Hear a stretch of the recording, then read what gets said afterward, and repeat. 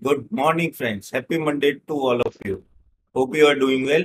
So today's topic is we have to start with world market. World market fallen by almost like you talk about Dow Jones, it fallen by almost 880 points, and also Nasdaq by 414 points. And what was the reason behind it? The reason was that the inflation came around 40-year high. That was around 8.6 compared to 8.3%, which shows that yes, there is a big problem in US, correct? Because such a high inflation shows that FOMC Meet, which is going to happen in 14 and 15 of this June, now they will increase the rate, and of course they will increase rate by almost 50 basis points. That is an expectation.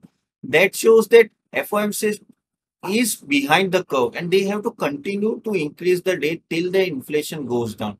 And it is not easy to bring the inflation down. The reason is simple, that when the demand is still stronger and oil is at a high level, they have to do a multiple rise in their basically Fed rate to bring that inflation down. The whatever rates they are bringing up, this is a counter effect to the growth. If the growth will go down, and as a result, people are thinking that US may go down to the stagflation point. Now, stagflation is then you can have a higher inflation but lower growth. Now, that is what lower growth and demand basically. So that is what problem will be there. And this is compared with 1970s stagflation. Now, this is where market is creating a problem, and market is thinking that if it goes in a recession or stagflation, that is a very bad news, and it will take some time, also maybe more than 1 year to come up. So this is what problem is there, and again because of that, SGX Nifty is down by almost more than 130 points the time I'm recording this video. Now, if the US or Europe does not come up, of course, it will take time for India also to come up. The reason is money flow will go from developing countries to the developed countries. So that is a problem. And also in India, inflation on higher side, maybe around 7.8%. Correct. But however, this is a very rare chance that US inflation is more than Indian inflation. Okay. Very rare it happens. Now that shows how much US is behind the curve. But however, in India, RBI has taken a lot of steps, but the problem what it is facing is because of the oil. Oil is currently around 120. Of course, it has fallen from 124, but then also at 120, 125, it is much higher than RBI's main assumption that oil should remain at $105 for the whole year to bring the inflation down. Now, at 120, 125, you understand, no, it is much higher. It is almost more than 15% higher than their assumption also. That shows that even RBI has to be actually keep an aggressive stance against the inflation and has to bring down the inflation. For that, they may increase the rate, which will subsequently bring the growth down, and it will create a slower growth economy. So that is a problem across the world. Even Europe has started to bring the end to their quantitative easing, which they were doing 11 years back.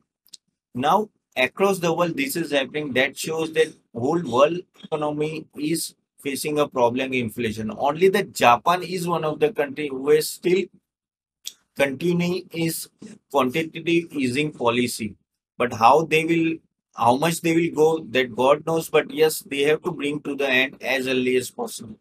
So, friends, this was all about world news. And before I start the domestic news, I want to request you that every day you must be seeing my videos and hopefully you are liking it. So do subscribe to my channel and like the button. And also know I created a fundamental analysis course to understand how these macro and domestic factors actually affect Indian and world market, correct? So this you want to know, then I am conducting the free webinar this weekend also. And also on the Wednesday, you can click the below link and join it. And now let us talk about Indian domestic news. Now, Indian domestic news is that, as you know, the May fiscal actually trade deficit is 23.3 billion, which is much more higher than 6.33 billion in last year. Of course, in last year, because of COVID crisis, the trade deficit was less, but now most of the import were starting. Now that is having a big impact in the trade deficit. Of course, major part has been due to the oil.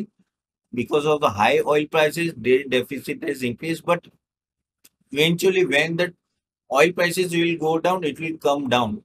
But till then, the Indian government and RBI will face a big issue to how to bring that trade deficit down. One of the way they can do is that they can let the rupee get depreciated, and also, if they get more GST collection and indirect collection, in that way they can actually decrease the trade deficit. But that time will take.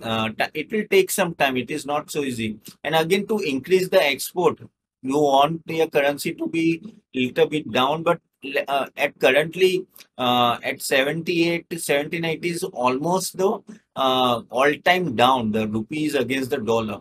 So whether it will go to 80 and that RBI will allow, that is a thing we have to see. But it may be possibility they may allow, because how many actually they are buying dollars from the open market, but they also have a limited surplus. Of course, the surplus is enough to curtail the slide of rupee, but how much they will do, that they are going to take a decision.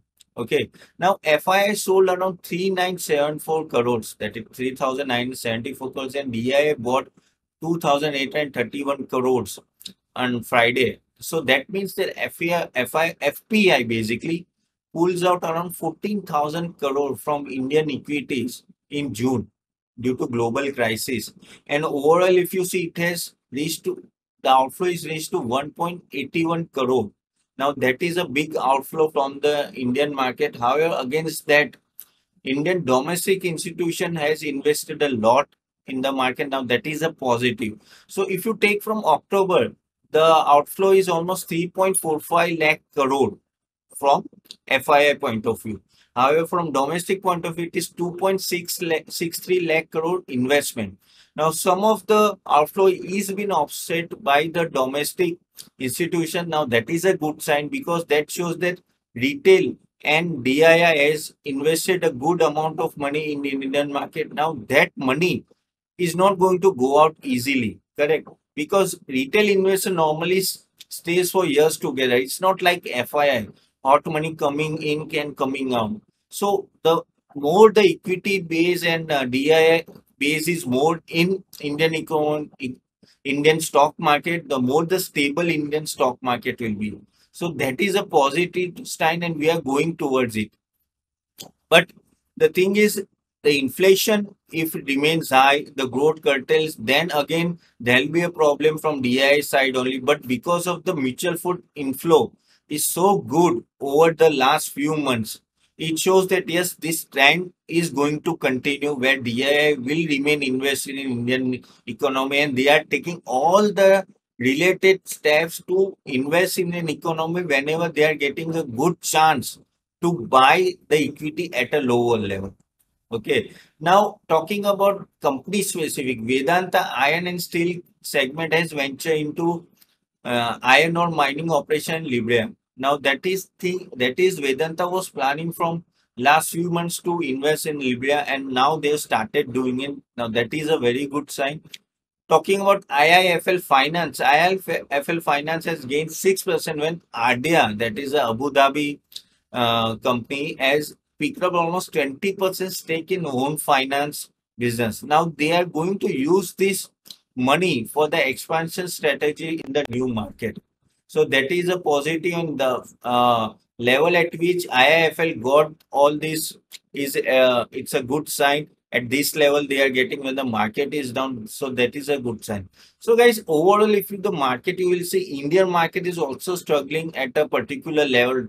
It is going to 6,450 level at a Nifty level. Again, it is coming back. And today, with the backdrop of that world economy and world market has gone down, Indian market may go down along with the world market. So there is a chance that Indian market will go down, and this shows that no, we are not isolated with the world market. If the world market does not perform, of course, Indian market is not going to perform. And the thing is, world market, if you talk about like Raghuram Rajan on Friday told that the base case is that US may go on a mild recession by the end of this year. Now, this is what Raghuram Rajan told. But however, people and analysts to showing that yes, US may go in a big recession by the end of the year. So all these things will have a problem to the Indian stock market. Now, again, the China is not performing. Another big point is that China is slowed down a lot. Now, at this level, if China is not coming up, no, it will not create a demand. Then there will be a problem in import and export for the most of the major economy. Correct. Because China is a growth machine over the last few years. If you talk about last decade, the major part of the growth in the world market has come up from the China. So it is very much inevitable that China should come up. Correct. You cannot ignore China. Actually, it is a big elephant in the room. So that is a thing which is a problem. Again, Russia-Ukraine crisis, it's going on and on. Now, the thing is, even though Fed has stopped quantitative easing and all that stuff, but the problem is, this crude crisis and the main metals import, what they are doing from the Russia, also gas, energy, what if they are going to restrict it, again, the price inflation will go up, correct? And if the price inflation will go up, that will create a problem to the Europe economy, because at the end of the day, Europe economy is also in a problem because of the high inflation. They are curtailing now all this stuff. Since remember, in Europe, the deposit rate was minus 0.5% and their inflation was 7 to 8%. So such a big gap. So you can see how Europe banks were also actually main central bank was behind the curve actually. Now should have increased their interest rate earlier only, but they have not done. But that is the thing. Now they are actually the problem is that only now the role of the central banks has been changed over the years. Now earlier the central banks used to focus only on the curtailing inflation, and that was the main thing.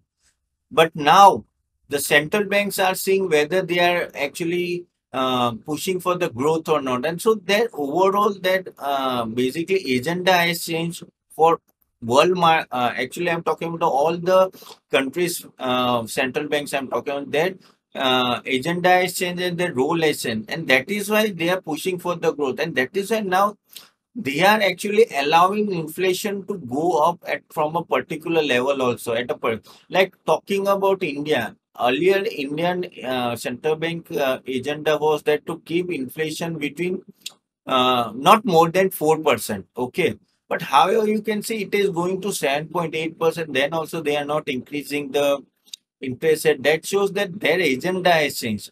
Now, whether it is a good sign or a bad sign, now that is a different debate completely. But they are also pushing for the growth. In a way, my belief is that that is a good sign, because at the end of the day, if the growth is not there in the economy, what you will do? What does it mean?